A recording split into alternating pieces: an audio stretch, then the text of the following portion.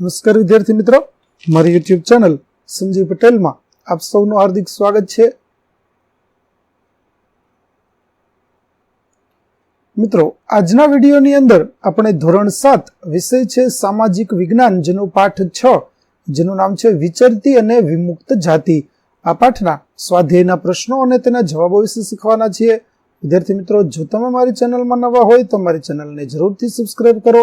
Video સારો લાગે તો લાઇક કરો, શેર કરો અને બેલ નોટિફિકેશન ઓન કરો, જેથી મારા આગળના નવા વિડીયો પણ આપને મળતા રહે. તેમજ મિત્રો, આ પાઠની પીડીએફ જોવા માટે પ્લે સ્ટોરમાંથી અમારી એપ્લિકેશન વિશ્વગુરુ STD 1 થી 12 ગુજરાતી ડાઉનલોડ કરી તમારા મોબાઈલમાં ઇન્સ્ટોલ કરો, જેમાં આપ એકદમ ફ્રીમાં પીડીએફ જોઈ શકશો. જે શરૂ કરશો એટલે આ પ્રકારે જોવા મળશે, જેમાં બધા ધોરણની અંદર ધોરણ બતાવશે, ધોરણ પસંદ કરશો એટલે વિષય બતાવશે, વિષય પસંદ કરશો એટલે પાઠ બતાવશે. જેમાં વિડીયો ઉપર ક્લિક કરશો તો વિડીયો જોવા મળશે અને પીડીએફ ઉપર ક્લિક કરશો તો તમને પીડીએફ જોવા મળશે. તો આશા રાખું છું અમારી એપ્લિકેશન આપ સૌને ગમશે. જરૂર ડાઉનલોડ કરજો મિત્રો. તો ચાલો મિત્રો, હવે શરૂ કરીએ પાઠ 6. પ્રશ્ન 1 છે બંધ બેસતા જોડકા જોડો. તો ચાલો જોઈએ. જેમાં પેલું છે કાંગસિયા, તો તેની સામે આવશે સૌંદર્ય પ્રસાધનોનું વેચાણ. બીજું છે વિચરતી જાતિઓ, તો તેમાં આવશે ભવૈયા, ગારુડી અને વાંસફોડા. ત્રીજું છે વણજારા, તો તેની સામે આવશે અનાજ અને ચીજ વસ્તુઓની હેરફેર. ત્યાર પછી ચોથું છે માલધારી, તો માલધારીની સામે આવશે નેસમાં રહેનાર. પાંચમું છે વિમુક્ત જાતિઓ, તો તેમાં આવશે મિયાણા, વાઘેર અને ડફેર. ત્યાર પછી પ્રશ્ન 2, યોગ્ય શબ્દો વડે નીચેના વિધાનોની ખાલી જગ્યા પૂરો. જેમાં પેલું છે એક સ્થાનથી બીજા સ્થાને સતત ફરતી રહેતી જનજાત જાતિઓને વિચરતી કે વિમુક્ત જાતિઓ કહેવામાં આવતી. બીજું, વિચરતી અને વિમુક્ત જાતિના બાળકોના અભ્યાસ માટે આશ્રમ શાળાઓ અને છાત્રાલયોની સ્થાપના કરવામાં આવી છે.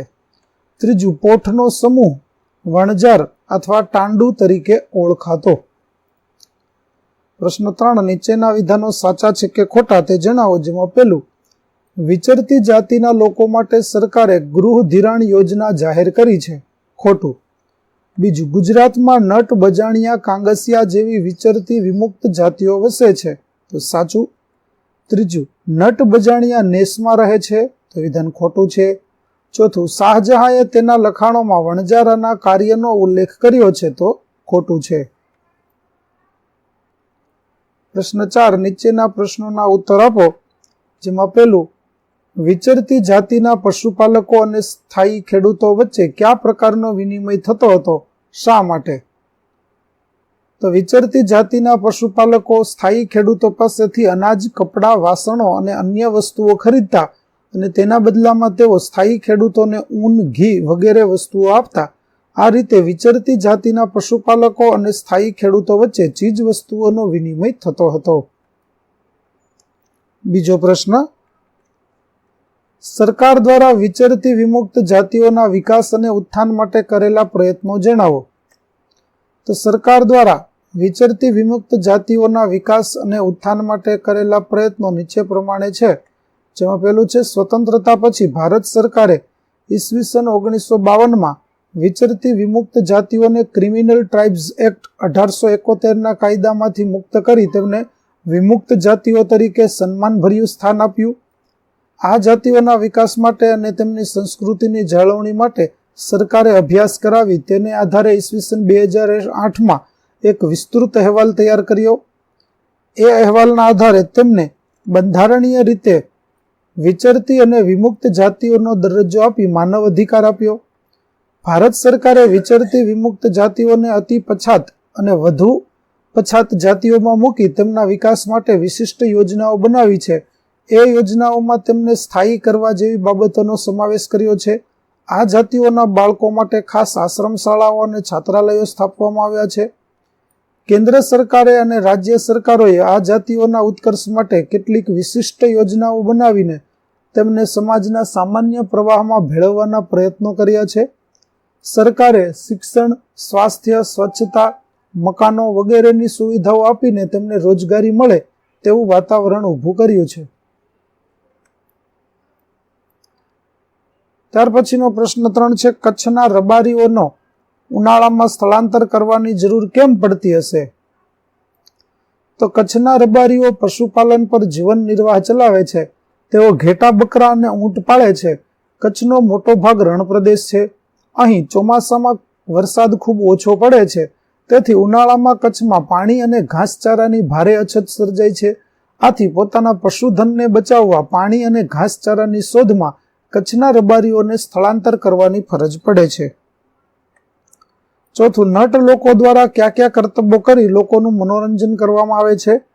તો નટ લોકો દ્વારા જાદુ કરવા, દોરડા અને લાકડી પર ચાલવું જેવા કરતબો તેમજ અન્ય અંગ કરતબો કરી લોકોનું મનોરંજન કરવામાં આવે છે. પાંચમો પ્રશ્ન, વણજારા અર્થતંત્ર માટે કેવી રીતે મહત્વપૂર્ણ હતા? તો વણજારા ભારતની વિચરતી જાતિઓમાં સૌથી અગત્યની જાતિ હતી.